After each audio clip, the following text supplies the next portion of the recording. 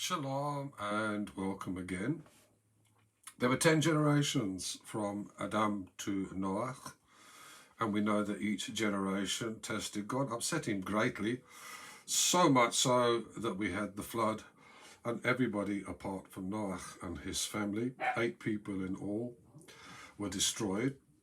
And Noah kind of works on a rebooted system, and he starts again. There were 10 generations from Noah to Avraham, or Avram as we first hear of him.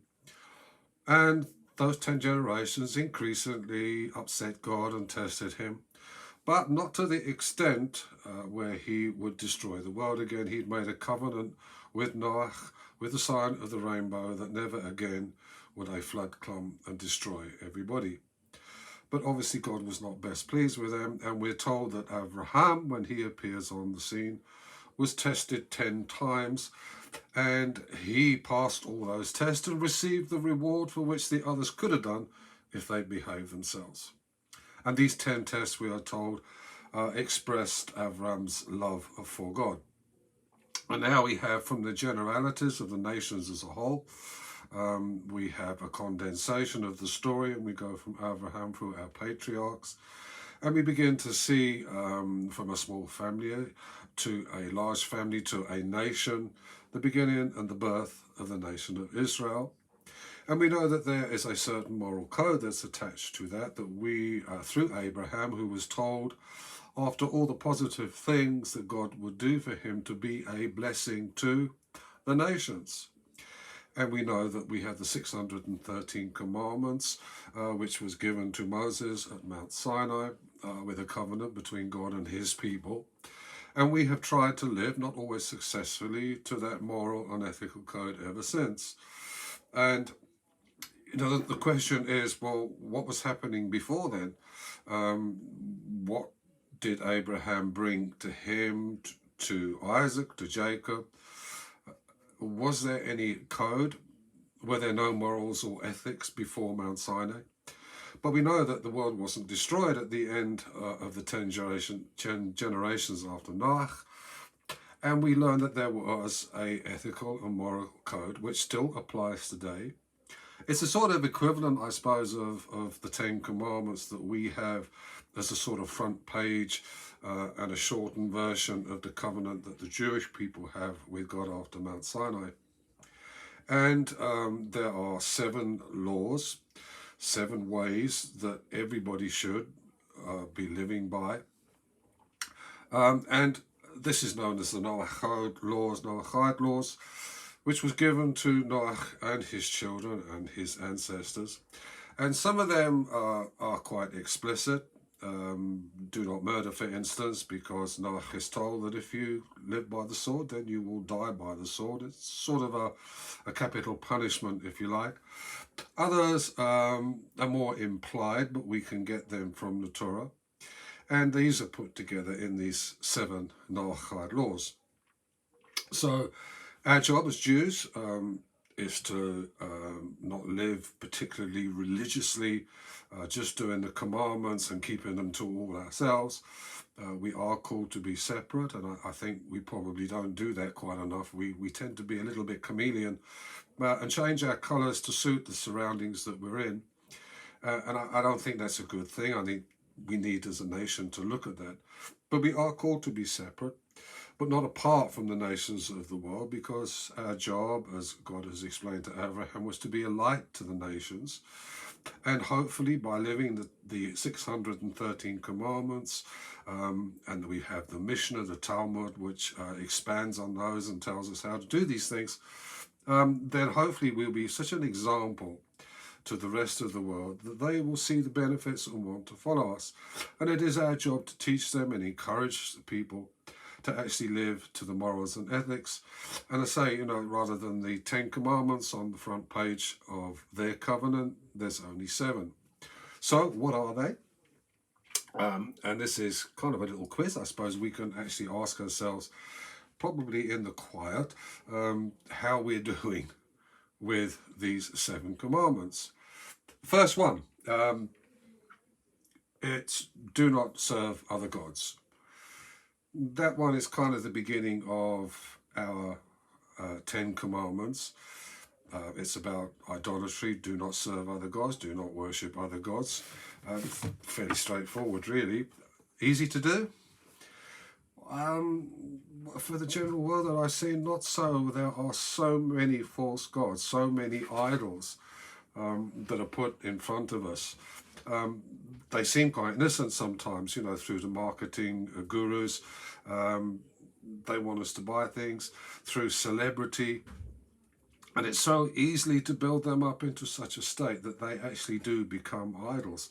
Money, wealth, these things like that can easily be worshipped. So I think rather than just cast off and say, yeah, we don't worship other gods, we need to have a look, or teach the world to have a look very deeply into their own lives, and make some changes if they need to. The second one, do not blaspheme God, but blaspheme is a kind of a strange word, and maybe it's better the translation is do not take the name of your God in vain. And it says that God will not forget those who do take his name in vain. Easy to do. Yeah, you know, if I watch the TV and I see some of the things that are going on, and you hear something which might be said quite innocently because it's become part of conversation, but it does take the name of the Lord your God in vain. And number 2 of the 7 Nachad laws said we don't do that, not as a punishment, but as an encouragement for us to live a different life, that we may prosper, and that, you know, there won't need to be any adjustments and things through, I say not punishment, but difficulties and things which will train us and help us get back on the straight and narrow. Better to avoid them if you can. Number 3, don't murder. That one is quite explicit in Noah's instructions. Doesn't need any explanation, does it? I mean, I think we know too that by the law of our land, and in most countries the law says that we shouldn't do that. So it's probably one of those commandments that we shouldn't need to be told about or have rammed down our throat. I think we understand that one, religious or not, Jew, Gentile or whatever, we probably know that that's not right. Except that if you have a look at the statistics, and I'm not talking about America, which seems to be particularly poor at this, but even in the UK, there are a lot of murders that go on. And so we cannot just cast that aside and say, yeah, we know about that one. We need to think about it, and we need to be teaching others and really speaking out against it. And if we know somebody that has that in mind, then we have a duty to actually talk to them or get some help to talk to them and get them out of that frame of mind. This is one that is probably not so popular these days. Do not commit forbidden sexual practices. Noah, it is said, knew the Torah, although the Torah had not been given formally, but it's somehow deep inside us. And so for his children, the nations of the world, it should be deep inside us as well. It's not, again, to spoil our fun. It's not a punishment. It's not something that you're going to get a slap for, but it's for our own good. It's for our own physical health, for our own mental health, that these forbidden sexual practices we cut out of our lives. Difficult when the TV seems to be advertising it. That even some advertisements have this sexual innuendos that can lead on to pornography and other more deeper types of stuff that you can get. I think, I don't know, you get them on the internet or whatever, the dark web. I think they're reasonably readily available. I know school children that are linked to and have looked at pornographic sites. And this just does lead on to sort of an addiction, really, I suppose, and these forbidden sexual practices. It's not good for us. It's not good for their mental health. Those type of things have a habit of not ending happily. It's never one of those happily ever after stories. And so it needs to be dealt with and spoken against, even though it might not be popular, and we need to couch our replies and our language in a loving and caring manner. But we have to speak out against it because God says so. Don't steal. That's part of our Ten Commandments as well. I think originally that would actually be more directed at kidnapping, don't steal somebody else. But I don't think it's unfair to expand that now, is do not take something which does not belong to you for personal gain or for monetary gain.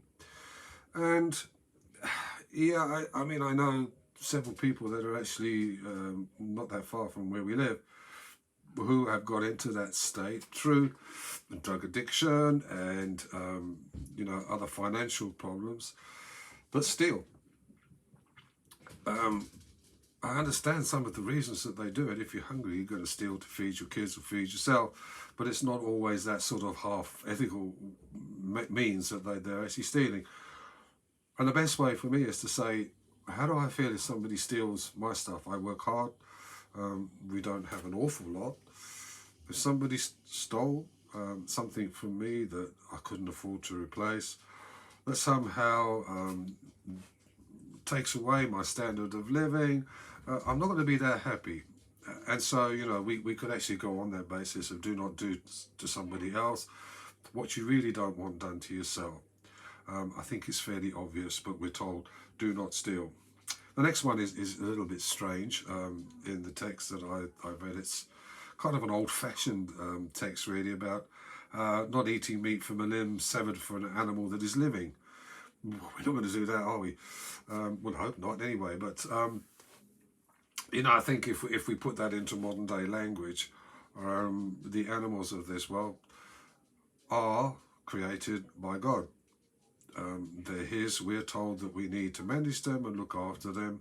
Since Noah and the flood, we are told that rather than be vegetarians, we're allowed to eat meat. But there is a commandment about that. There's some restrictions that we must do it and kill that animal in a humane way that doesn't cause them any pain or any suffering. And here we have the sort of kosher type of effect, that there is a check and it's made sure that the slaughtering process is done in a humane way. I'm going to expand that even further, that our domestic pets, the animals that we might see roaming around in our forests and in our fields, we need to be kind to them, we need to look after them, and we certainly shouldn't be causing them any physical pain or suffering. Now, in the bigger picture, as we, for financial gain and for whatever reason, start to destroy the natural habitat, not only in this country, I mean, I know there are building projects on mainly brown land, which is fine, but, greenbelt land is coming under pressure as the demand for houses grows. But let's have a look at the Amazon rainforests, that area of Indonesia, that they're destroying so much that certain species of animals are in danger of extinction. And I think we need to speak out a little bit more about that sensibly, not gluing ourselves to tube train roofs, as I've heard. I might have done that when I was much younger, I see, but I mean, that can't be too clever, can it really, gluing yourself to a train? But whatever. So let's do it sensibly. Let's not cause other people hassle by stopping their travels, but we need to be a little bit firmer. Yeah, and I think we're in the right direction, where there's a lot of talk about carbon emissions and being green, electric cars by 2025 or 50 or whenever it is. So we're moving in the right direction, but let's carry on with that, because not just for global warming, but for the destruction of the habitat of the animals.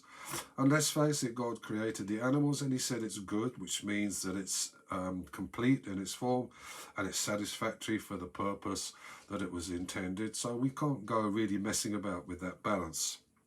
Number 6, or number 7, is it? No, number 7, the last one. You should always live in a society that sets up courts of justice. I don't think we need to worry about that. Of all those Noahide laws and commandments, I think the first 6, I can see that we don't do so well at. As Jews, we probably need to actually speak out a little bit more forcibly about them, a little more sensibly about them. and spread our message away from the sort of inward-looking, just Jewish community, that we're all going to stick together and not go out and speak to the outside world. I think we need to do more of that. It's very difficult to be a blessing to the nations if you keep yourself separated from them. We don't have to become like them. We can maintain our separateness in our culture and our beliefs. And the way we conduct ourselves on Shabbat and going to synagogues. But we need to expand our knowledge and our help, because we have a special mandate to do that. It's our responsibility. And we need to speak more maybe about these Noahide laws. Certainly live them ourselves, but raise the awareness amongst the nations and amongst our neighbours, the people we work with, that this is what is expected of us. Not as Jews, but as just people and of this world, whatever race and religion they belong to live in a moral, ethical way. And there's 7 guidelines that we can start with. As I say, the first 6 I don't think we do too well at. The last one, courts of justice, law, I think in the UK we're pretty good at that. Most civilized countries are. I'm sure there are those that are not, but I don't really know of them. But it's something that we need to remember and we need to support. So there you have it. 7 Noahide laws given to Noah and his children. Not just relevant for the Jewish nation, which hadn't been born then. We're moving on in the story now to follow Avram, as we first hear of him, through to the birth of the Jewish nation and to Mount Sinai and all those 613 commandments. And say, before we go there, I just wanted to mention those 7 laws that are applicable to everybody. If we can start to live by them, we can start to think about them, don't have to get them all right all at once, but we can move in that direction, then our world will be a little bit better place to live. Until next time, Shalom.